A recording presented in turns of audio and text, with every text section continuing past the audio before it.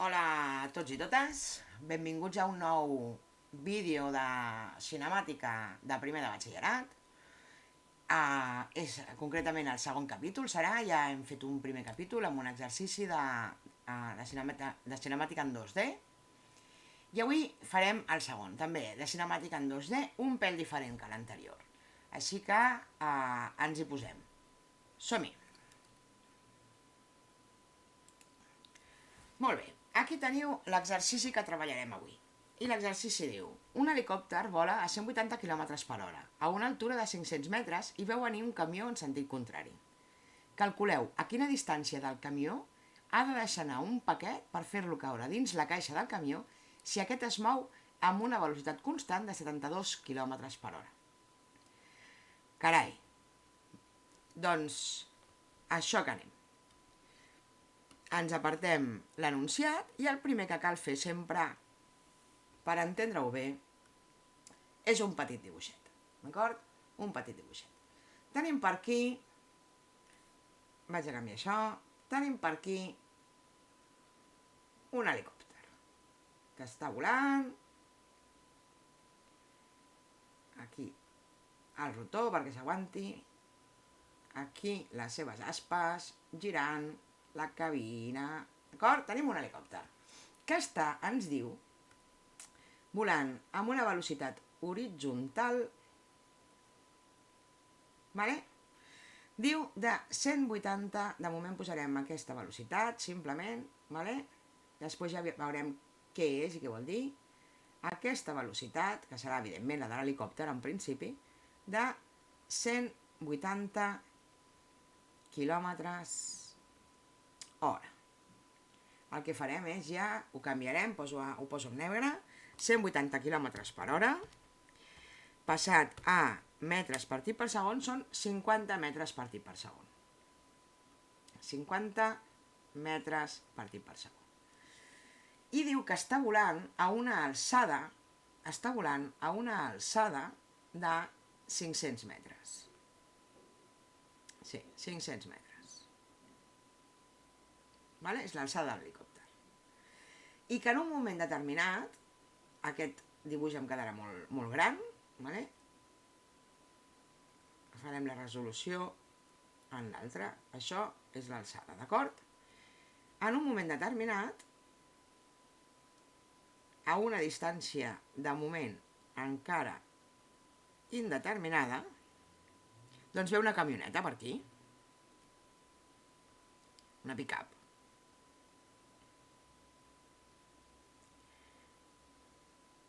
I volem, i aquesta pick-up viatja, ens diu, amb velocitat en direcció contrària, vale? Aquí ara ja tinc dues velocitats, així que sí que li posarem un subíndex per distingir-la. Aquesta velocitat, la velocitat de la camioneta, em diu que és de 72 km/h. Quilòmetres per hora. Ens ho canviem també a metres partit per segon, que així de memòria diria que és 20 metres partit per segon, correcte? La camioneta es desplaça a 20 metres partit per segon en aquest sentit, vale? En sentit contrari, d'acord? Vale? I en aquest instant de temps, fixeu-vos-hi, en aquest moment la camioneta està a una determinada distància, està a una determinada distància d'aquesta posició 0, que considerem que és la que comptarem. Una posició 0 respecte de què? Doncs, en un moment determinat, en aquest moment determinat, l'helicòpter deixa caure un objecte.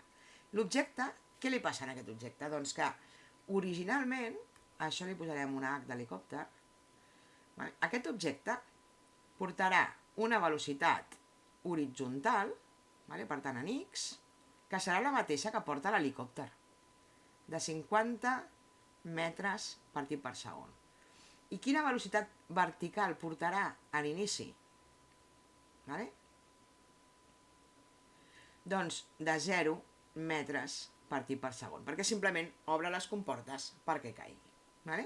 I què és el que farà aquest objecte? Doncs aquest objecte seguirà una trajectòria que farà aquesta forma. I què és el que volem? Doncs el que volem és que quan l'objecte arribi aquí, que pràcticament considerem que és alçada 0, el que volem que passi és que la camioneta aquesta també estigui aquí, ¿vale? I caigui a dins de la camioneta. Això és el que volem que passi. Li posem l'altra roda, ja sabeu que jo de dibuixos no gaire, però bueno. I aquesta és la idea. I aquesta camioneta hem de tenir en compte que ella fa un MR1. ¿Vale? Diu que va a velocitat constant de 72 km per hora. Llavors, què és el que està passant aquí? Doncs fixeu-vos-hi.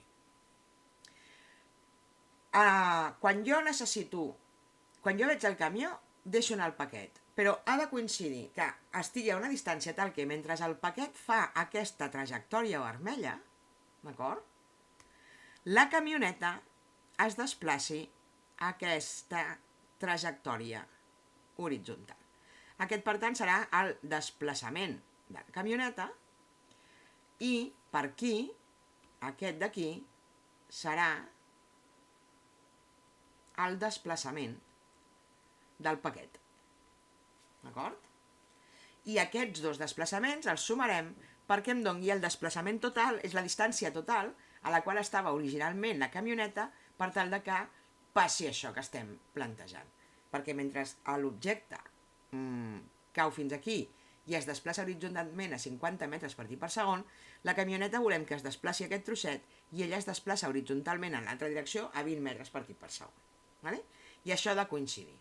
Per tant, fixeu-vos que aquí tenim, per un cantó, les equacions de l'objecte. Quines seran les equacions de l'objecte? D'acord? Quines seran les equacions de l'objecte?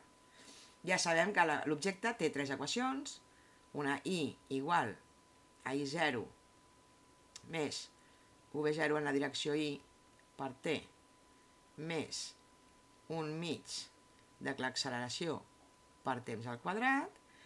El seu desplaçament horitzontal serà x igual a x0 més la seva velocitat horitzontal pel temps de vol que està baixant, i hi hauria també la de la velocitat, que crec que en aquest exercici no la necessitem per res, d'acord?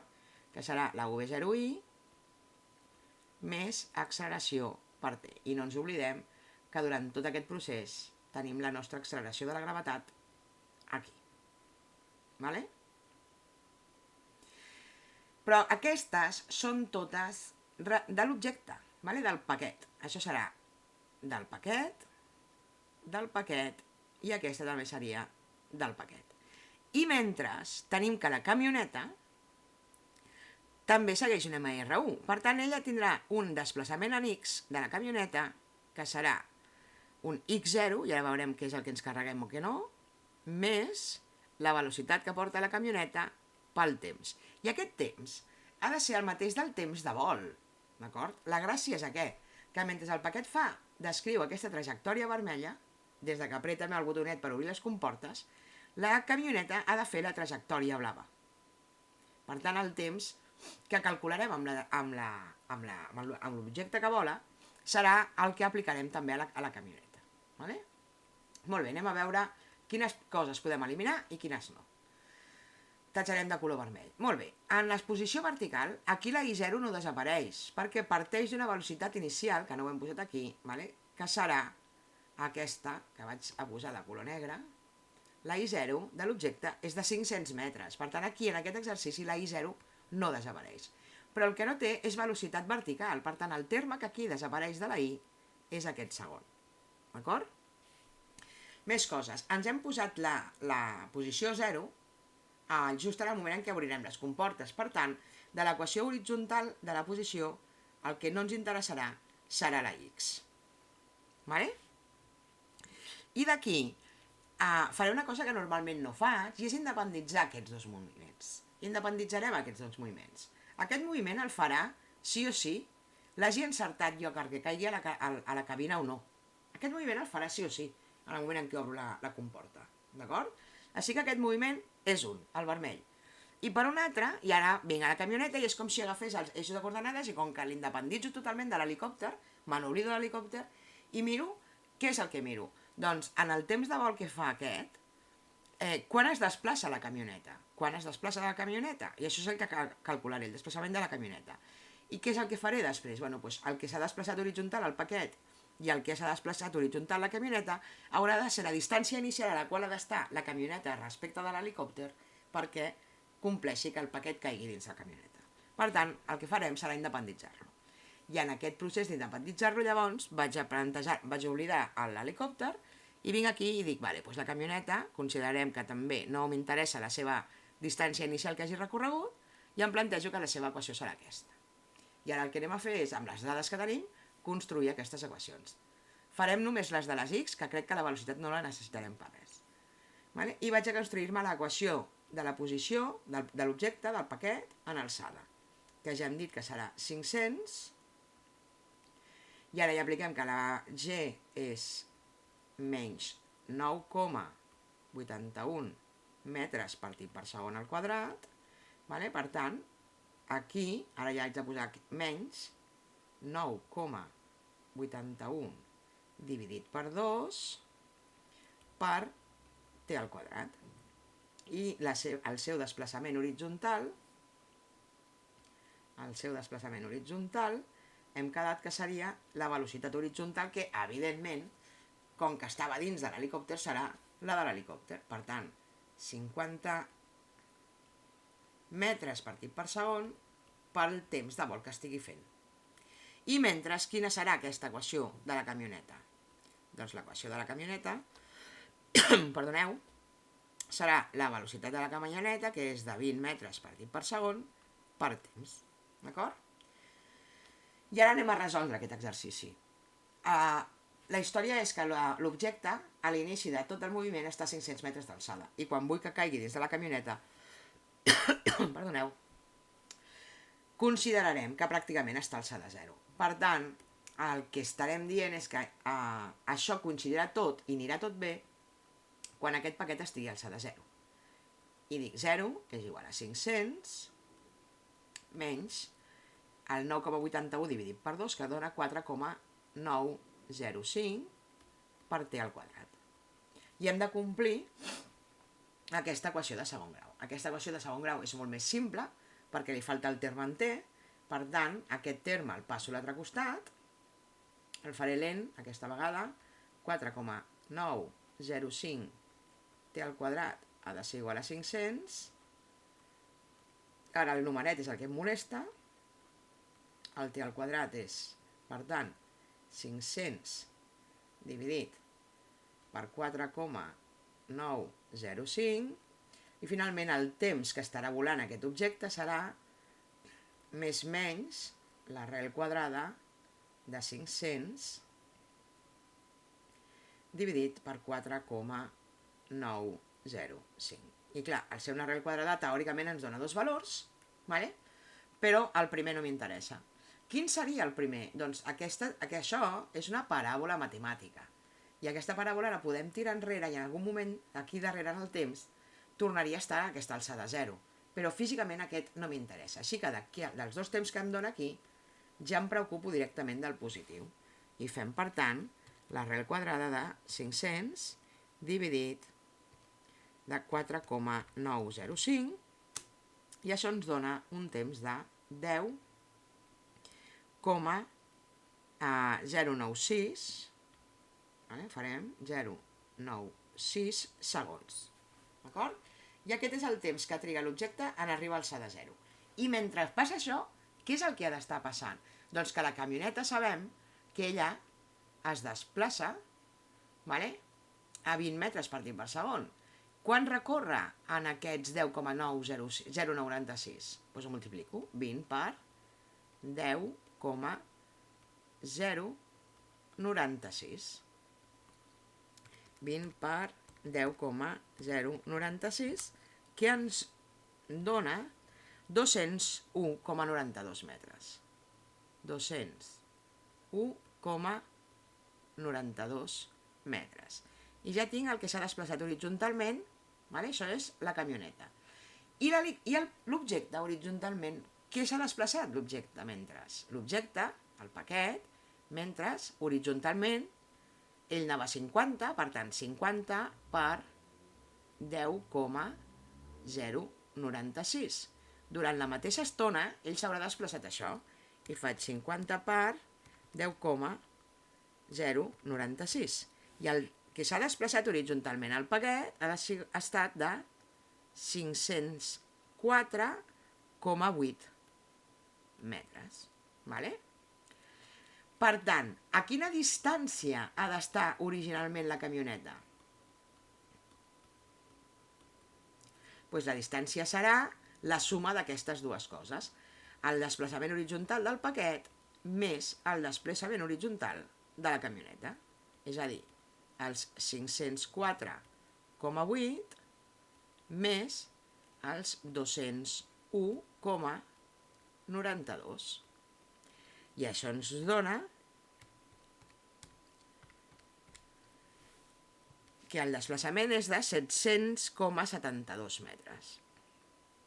706, perdó, que no llegia bé, 706,72 metres.